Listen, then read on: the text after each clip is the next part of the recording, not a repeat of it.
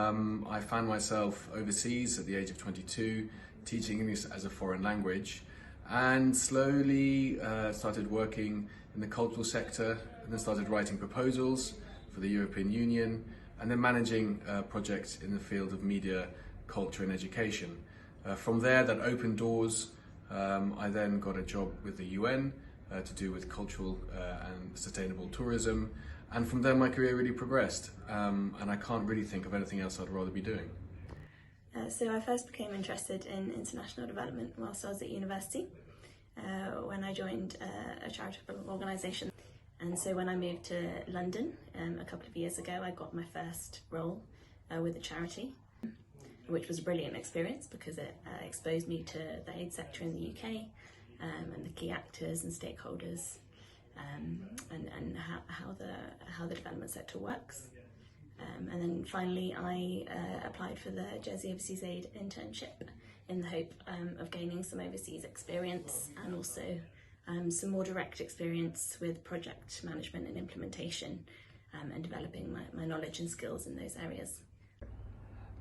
So I've been working in aid and development for just over 20 years. I did a few volunteering trips before university, and then after that I moved abroad and joined a small charity, in fact in the Palestinian territories. And my trajectory in this area of work was well, a fairly common one, at least in those days, of working for a small charity and then a bigger one and then a bigger one, and then I worked for an international NGO, a developing country government, and then finally for the UN before I came to Jersey to manage Jersey's overseas aid programme. I was working in law for several years, and I've always been passionate about the idea of working in the development sector, and I just thought it was time to take a chance. One memorable experience I have from my time in Malawi was when I headed right up into the Northern Hills, probably about 2 or 3 hours away from the nearest town. And I had the opportunity to meet the chief and to get an understanding of the challenges faced by the communities in that region, and to assess whether or not we could provide infrastructure and support them in developing so that they would be able to have an education and maintain medical services in that area, which previously, 5 years ago, could only be accessed by foot. It was really special to have that opportunity and to be involved in not just talking with the community about the challenges they face, but the future they want to see for themselves. I think a real highlight for me was organising a press trip to highlight the opportunities for tourism in Uganda in 2017.